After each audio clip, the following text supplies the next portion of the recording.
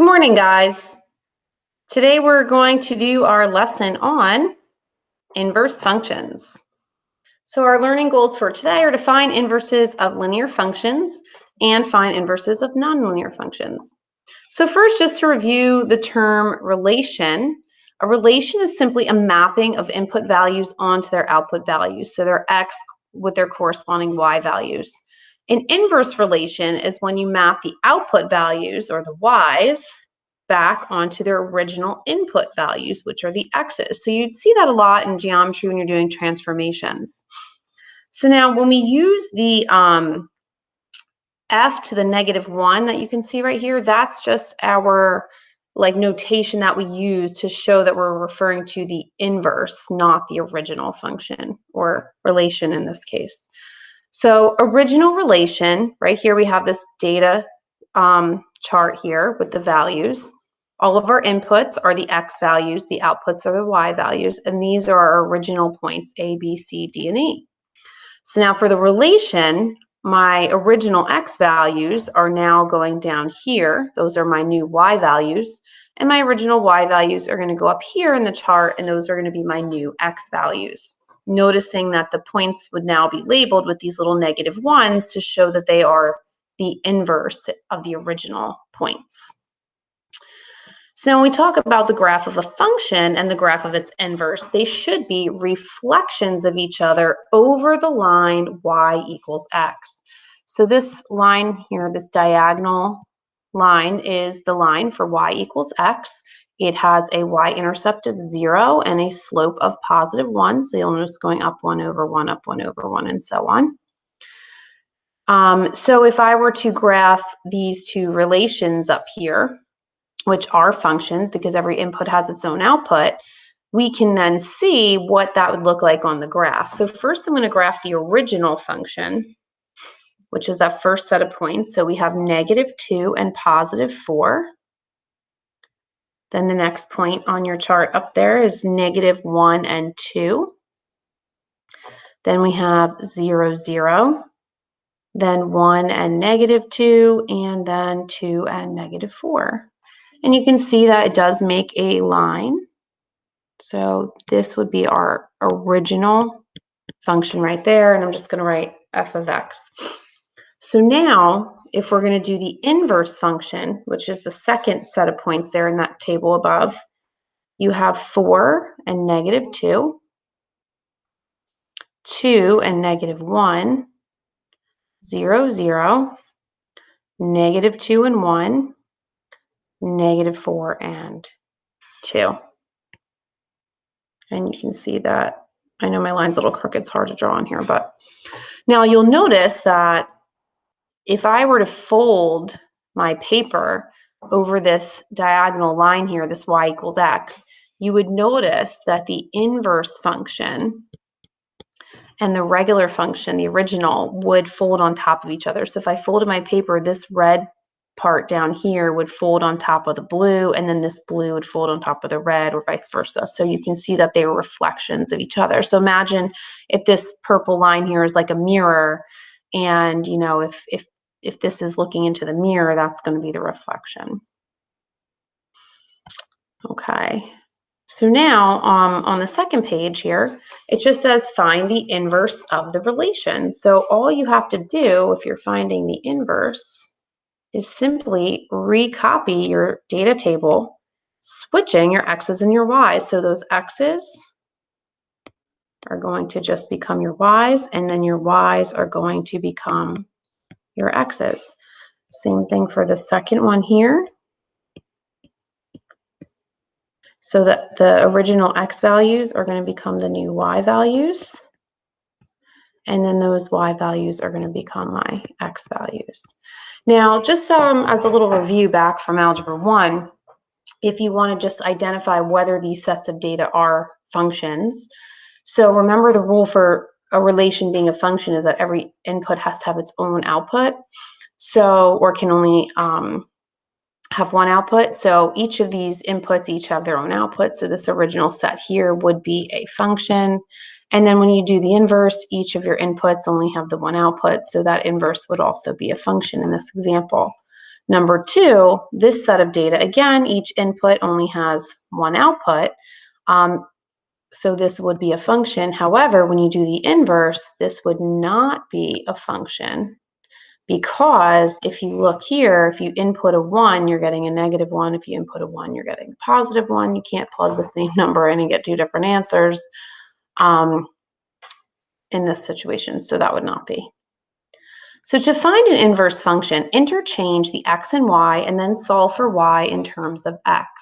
So basically, you're just getting the x by itself, but because we're so used to getting y by itself and we want to write it in the normal format that we write an equation for, we're going to switch the variables. So we're going to make this x equals 2y. So the first step, you might want to note this down, is to switch x and y. After we do that, we're going to solve for the new y. So notice here for number one, first thing I do is I switch the two variables. Now I'm going to get my y by itself, so I'm going to have to divide both sides by this 2.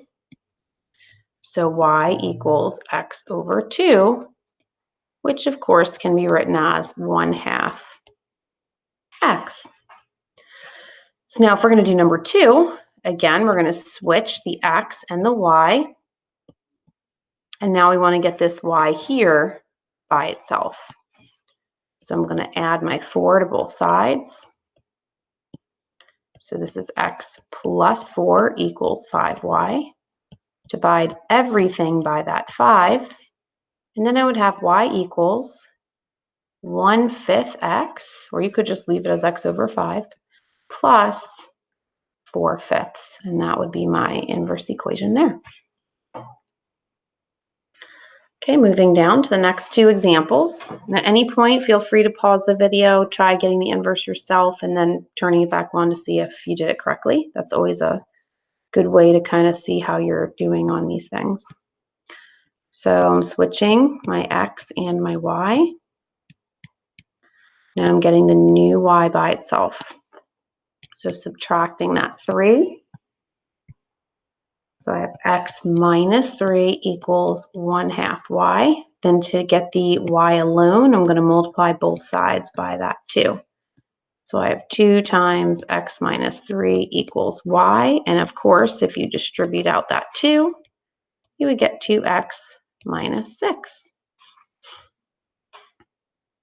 Okay, so then the next example, this one here, you might notice that there's a little bit of a domain restriction on there. So if you took a look at the calculator just to kind of see why that looks the way it does, I'm going to go to my y equals, clear out whatever's in there. And if you take a look at this one, it's x squared minus 6. X squared minus 6. Okay, so now you'll notice that this is just your basic parabola here. And because of that restriction, they're talking that we only are concerned about the right half of this parabola. Okay, and there's an interesting reason why, because when we do the inverse, you'll notice that the inverse graph is only going to have one side of that parabola, and you'll see why. So if I switch my x and my y, and of course I'm going to get that y by itself now. So I have x plus 6 equals y squared, but then I'm going to square root each side. So I end up with just y equals square root of x plus 6. Now if you go back to your calculator and you take a look at what that looks like, and really quickly, I'm just going to go to the, notice that there was a restriction here with the y's. So they were only, where is it going so low? But let's just graph this next one and take a look at what that looks like. So we have the square root of x plus 6. Okay, now make sure if you have one of the older calculators, you're closing out that parenthesis there. Now you can see a radical function, it's almost like half of a parabola. It sort of starts at that one point and goes off on one side, but it doesn't have that other symmetrical side down there.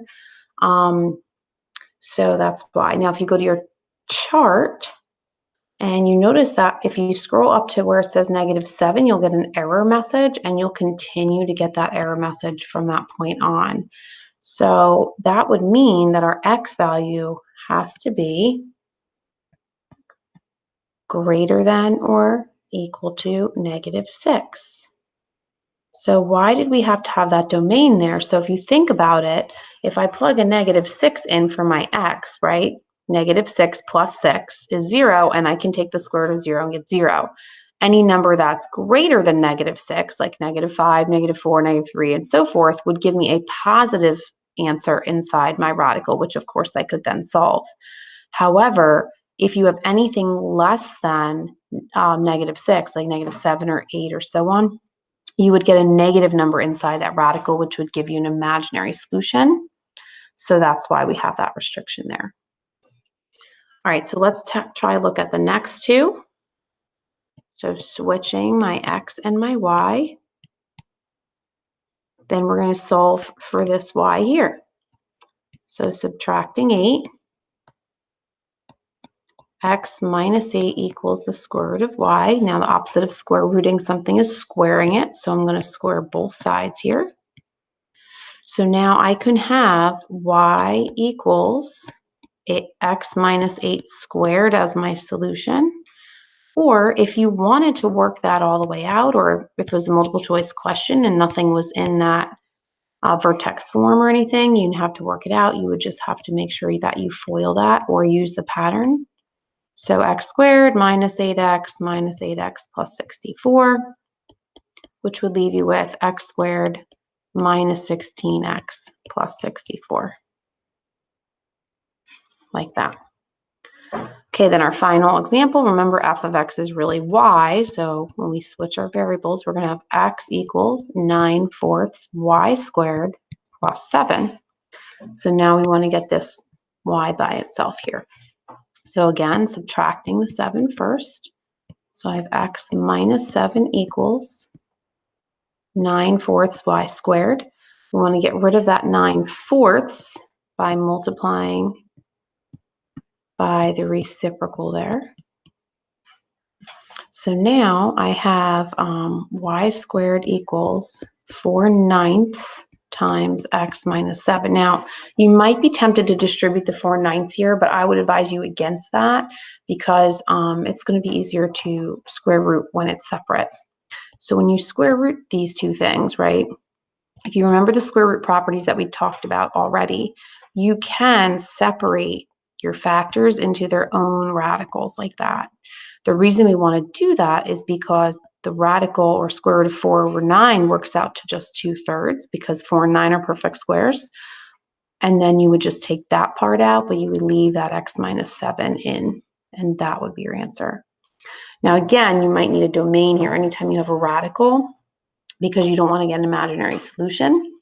So what number can I put in for x to make this become a real solution? So if I put a 7 in there, 7 minus 7 is 0, and that still works. If I put in anything bigger than 7, that would still work. So x is greater than or equal to 7. But if I put anything lower than a 7 in there, then I would get a negative, which would give me an imaginary solution. So that would be my restriction there. Okay. So moving on to the next page, to verify that f of x and g of x are inverses of each other, we can do that a couple ways. One way is we could use a graph for that and do the horizontal line test, which we'll go over on the next page. But to do it algebraically, so you don't have to graph and see if there are reflections or any of that, you would just do the composition f of g of x, and you would also do the composition g of f of x. You're basically doing both of those compositions that we did in the last section. And you want everything to cancel, and you're just left with an x. If that happens with both compositions, then that's basically proving that, yes, they are inverses of each other without having to do anything on a graph. So when we go to do these first two examples here, we're going to do both f of g of x, and then we will do g of f of x. So we're going to do it for each way. So remember, whatever one's on the inside, if my g of x is on the inside, then this is getting plugged in for that x right there. So I'm going to have 2 parentheses minus 4. And then in those parentheses, I'm substituting in the entire g of x function. Now you would just want to simplify and see what it looks like after you simplify. Does a bunch of stuff cancel? Are you left with x or not? So when I distribute 2 times 1/2, those cancel and I have x. 2 times 2 is 4. And then I have that minus 4 at the end. Those obviously cancel. So I just get x, which verifies that composite function for me. Then when I want to do the other one, obviously in this situation, I would want to, since the f of x is in the inside, I'm going to take my whole f of x and I'm going to put it in for that x there with the g. So when I do that one, I'm going to do 1/2 parentheses where that x is plus 2, and then my entire f of x function is going to go in there, 2x minus 4. Then you're just going to simplify by distributing that 1/2. So we get x minus 2 because 1/2 of 4 plus 2. Those obviously are like terms that will cancel out. Again, I'm left with x, which verifies it. You have to have it verified both ways, both composites, in order for it to say, yes, they are inverse functions of each other. So let's take a look at number 2. So first for number 2, we will do f of g of x. So we will take the g of x and substitute that in for the x up there. So we have -3 parentheses plus 6, and then in those parentheses, we're going to substitute in that entire g of x function, which is -1/3 x plus 2. We will distribute to simplify that. That works out to x minus 6, and then we have the plus 6. Of course, those cancel, so we get x, which is verified. So now I'll do the g of f of x function. So this time, we are going to take the f of x, which is the -3x plus 6, and put it in for the x of the g of x function. So we would have -1/3 parentheses plus 2, and then in those parentheses, we're going to substitute in that -3x plus 6, which is that f of x function. Now we distribute to simplify. -1/3 times -3 is +1x. -1/3 times 6 is -2. Plus 2, those cancel. You're left with x, which is then verified. All right, so we've got 2 more of these here.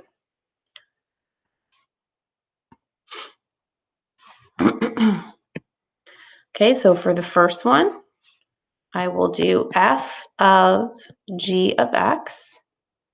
So I'm going to take my g of x, which is on the inside, and I'm going to substitute that into my f of x.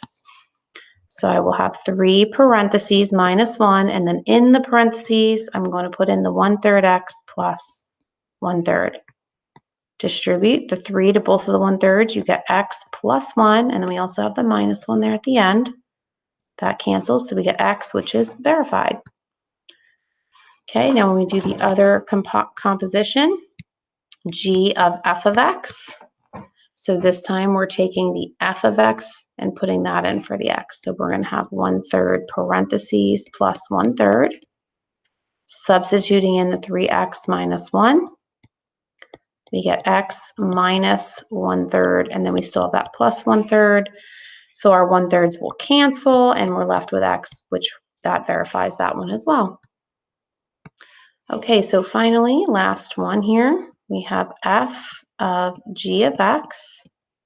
So since our g of x is on the inside, we're going to take this function here and plug it in for that x for the other one.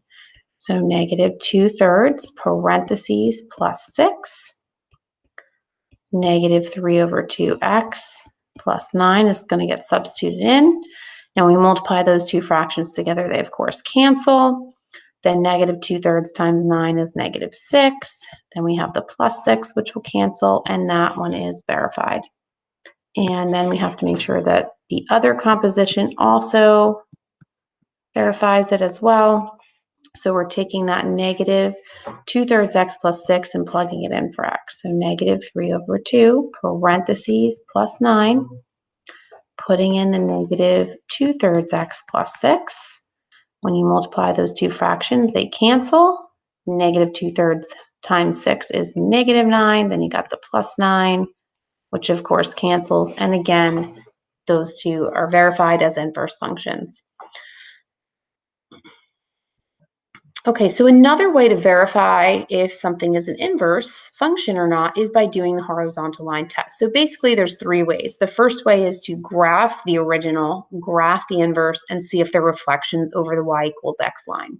The second option is to do the verification with the composite functions like we just did on the last page. The third way is where you graph the original function, but rather than also switching the points and then graphing the inverse and then seeing if there are reflections, you can do something called the horizontal line test.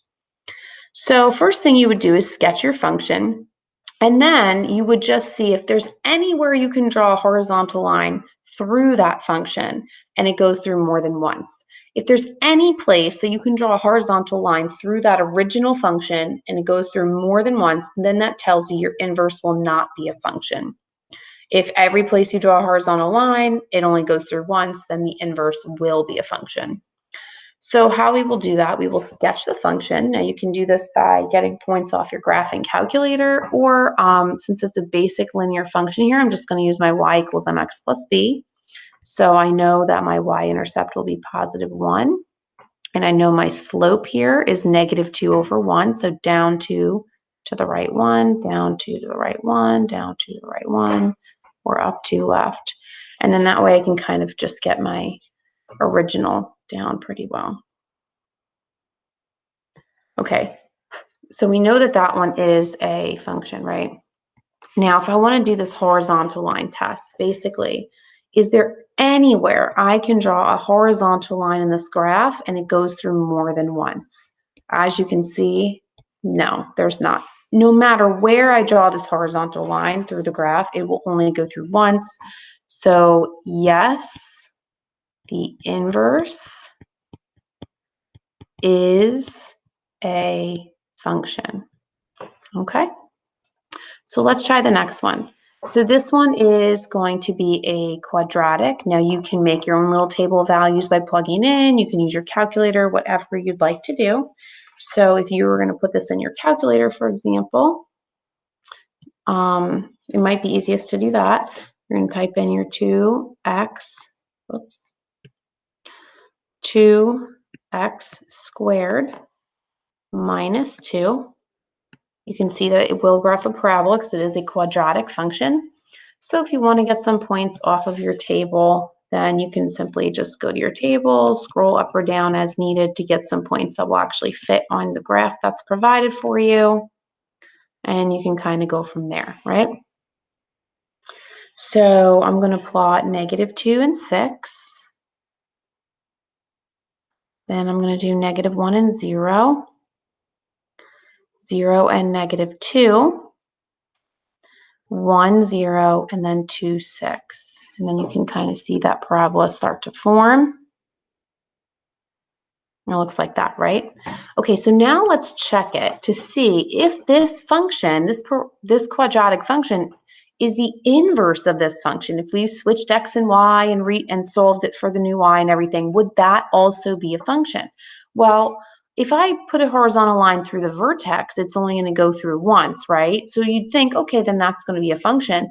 But anywhere else, it's going to go through how many times? 2. Once there, once there. So it's going to hit each side of that parabola. So no, the inverse is not a function. And that's how the horizontal line test works. So let's try numbers 3 and 4. We're going to do the same thing. Again, we've got a cubic function and then a cubic root function. So I'd recommend, just to get your points, you can either substitute in for x any numbers you'd like, or you can just put the original function into your graphing calculator. So x raised to 3 plus 3. You can get an idea of what the graph is going to look like. It's one of these little squiggles. That's what I like to call them. Now, if you go to your table, you can pick a few points off of your table that will fit. So when I graph this, I'm going to do -2 and -5, which is down here, -1 and +2, 0, +3, and 1, +4, and those all seem to fit. And then the next point would have been like 2, 11, so I'm just going to kind of put my arrow off in that direction there. Now again, if I want to do my horizontal line test, no matter where I draw one of these horizontal lines, it's only going to go through once. So that would mean yes, the inverse is a function as well. And then finally, we can check the fourth one here.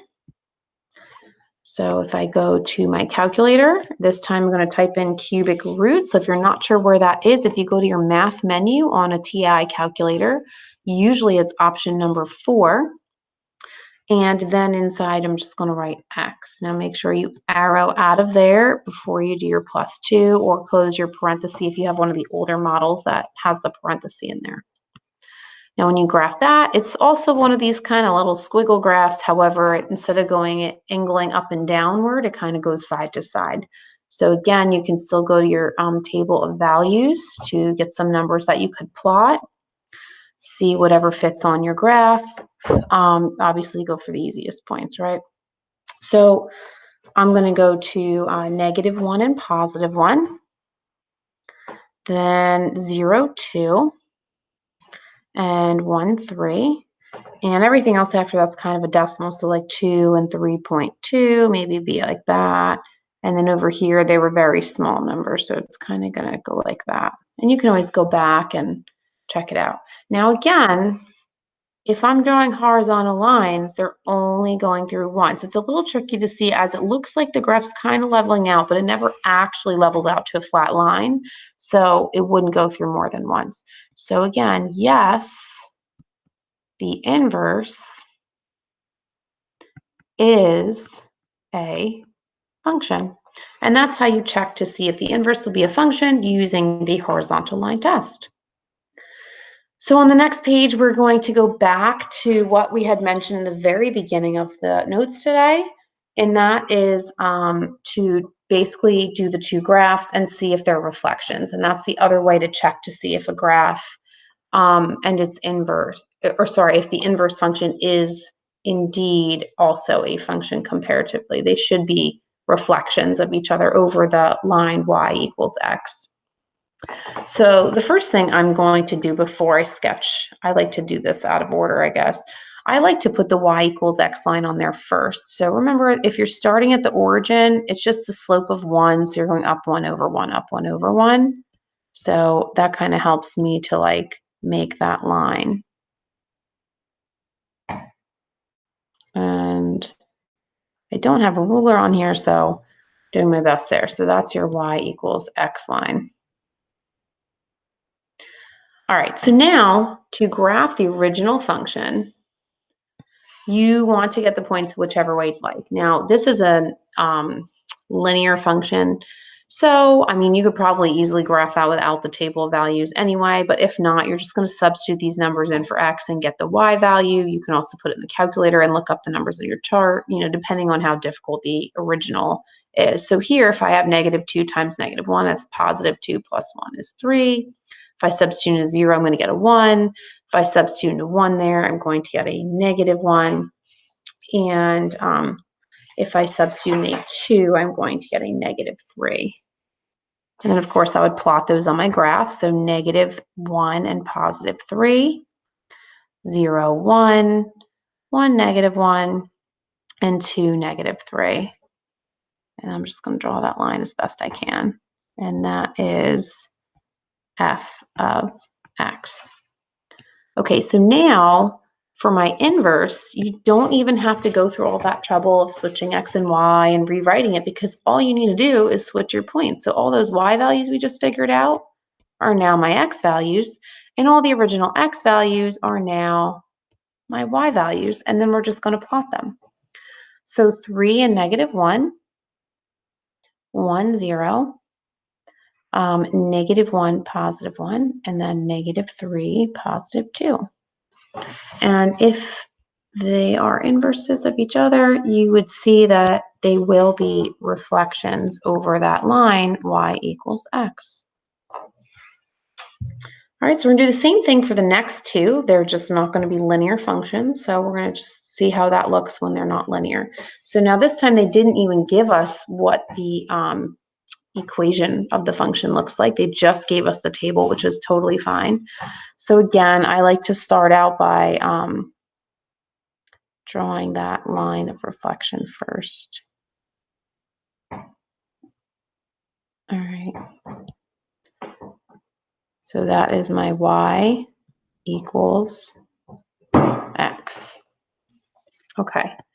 So now I'm going to graph my original function. So 0, 0, 1, 1, 2, 4, and 3, 4, 5, 6, 7, 8, 9. And it's just a curve. It kind of starts at the origin and curves out in that direction.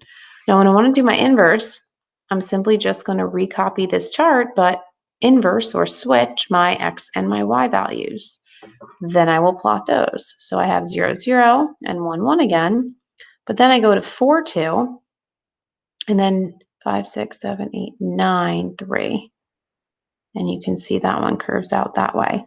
And again, the inverse function is definitely a reflection of the original function. And you can basically see that just from looking at the graph. And then finally, we're going to do one more. This is a cubic function. Okay, again, before I actually do anything with the graphs, I'm going to just draw my line of reflection here.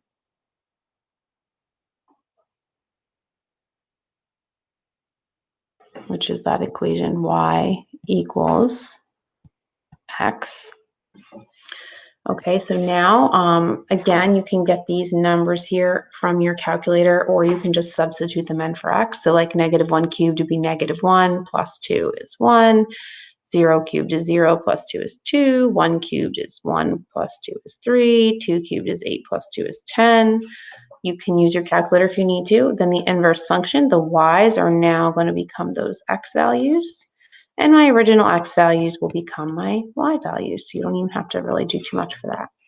So now we're going to graph them. My original function, -1 and 1, 0, 2, 1, 3, and 2, 10. 1, 2, 3, 4, 5, 6, 7, 8, 9, 10.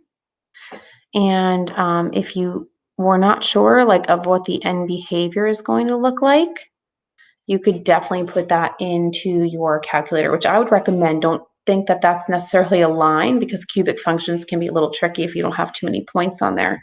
So if you're not really sure what it's going to look like or how to kind of draw your line or curve through those points, then I would definitely recommend you give yourself a visual. So this one would have been x raised to the third power plus 2. And then when you look at that graph, you can kind of see what the ends are going to be doing. Wait, I think I messed something up here. Oops. Yes, I did. Okay, so x raised to 3 plus 2. So now you can kind of see where we have the 3 points sort of lining up in the middle, but then it's a sharp curve down and a sharp curve up top. So that's how I can tell that it's going to kind of go in this manner. So now when I do the red one, or the inverse, 1, -1, 2, 0, 3, 1, and then 10, 2, we know that that's going to curve that direction, and then it's going to actually go this way, and you know it's going to be a reflection. And that's how we do the graphs of functions and their inverses. Okay, and then finally, just to finish this up, finding inverse models. So sometimes we might want to rearrange a formula. So for example, like, if you're trying to fill up your car with gas or something like that, and you want to figure out like, how many miles are you going to need to drive and how much gas you're going to use, depending on which information you have and which information you're trying to figure out, it might be helpful if different parts of that variable are isolated so that you can constantly reuse that formula over and over repeatedly without having to rearrange it every time to solve it. So when we do the inverse models for actual formulas, we don't interchange the variables like we did with the x and y. That's because x and y were always representing parts of the graph, so we wanted to interchange them. But in an actual formula where the variables are representing different items, you can't just like switch them. So you would just get the other variable by itself. So for example, if we look at this one here, there's a model for salary. So let's say you have a job and you're making $10.50 an hour, but you're also going to get a $50 bonus per week for whatever. So if we want to calculate what our paycheck will be, we would simply put in how many hours we worked that week. So, maybe it was 40, maybe it was 30, whatever, multiplied by the $10.50 and then add that $50 bonus on, and we'd figure out what our paycheck or salary should be that week. Well, you might want to leave the formula in that manner if you're going to constantly figure out ahead of time, like, what are you expecting to get? That's fine. But what if you're getting your paycheck and you want to kind of go backwards and make sure that they paid you for all the hours you work? If you're an hourly employee, that might be something important to make sure that you're not getting gypped out of money that you should rightfully be getting. So if I want to check my paycheck every single week and I don't want to have to keep subtracting 50 and dividing and all that, and I just want something simple that I can either put in my calculator or in my head, I might want to just solve for the hours in this formula. So essentially, we are writing an inverse function. We just don't think about it like that. So if I want to figure out a formula that I could easily use to figure out how many hours my job is paying me for each week, I'm going to subtract that $50 bonus if that's something that I get every week. Or maybe it's like a base pay or something. So that's S minus 50 equals 1050H. And then I'm going to divide by 1050. And that gives me H equals S minus 50 divided by 1050. So now every time I get my paycheck, I can immediately deduct the $50 off of my total, divide what's left by 1050, and that will give me the number of hours that they've paid me for. So then I can easily plug those numbers in every week when I want to check my paycheck. So let's say you got a check for 533. So in your head or in the calculator, you're just going to do 533 minus 50 and think in your head, okay, what is that equal to, right? Then you're going to divide that by 1050. And what are we going to get? Well, 533 minus 50. Make sure you calculate that first. Now, if you are going to use a calculator, you're going to want to put that in parentheses or hit the equal sign before you go ahead and solve it. So, for example, when you go to your calculator, right, a common mistake that people will make is they will write 533 minus 50. They won't put it in parentheses, or they won't equal that part first. Why is my thing keep doing that? 533 minus 50. Okay. You get that 483. If you don't hit equals or put it in parentheses, then when you divide it by 1050, it'll just be dividing the 50 by that, not the 483. So you should get 46 hours. All right, and then we have our last problem. The volume of a sphere is given by the formula 4/3 times pi r cubed, where volume is v and r is the radius. So we're going to write the inverse function that gives the radius as a function of volume. So basically we're getting the r by itself. So again, we're not going to reverse the letters or anything like that. we're just going to get this r by itself. Now, when we do that, the first thing we want to do is probably get rid of this fraction. Now, you could multiply by the reciprocal if you'd like to. I just like to multiply by the bottom number so that it doesn't give me another fraction right away. So now I will have 3v on one side and 4 pi r cubed on the other. Now, this way I can divide by both the 4 and the pi at the same time. So I have r cubed equals 3v over 4 pi. And then finally, I can just do the opposite root here. So if I have r to the third, I'm just going to cubic root that to get rid of the cube. And I have r equals the cubic root of 3v over 4 pi. And that would be my inverse function there. So now I could use that to easily determine the radius of anything based on the volume if I was given the volume for different things. So r equals the cubic root of, and it says that our volume is 293 cubic inches. So now I can do this on my calculator pretty much in one fell swoop, right? So going on to my calculator, going to the math menu will give me my cubic function there, number 4. Now, just make sure that that numerator is 3 times 293. And then we're dividing that by 4 pi. Oops.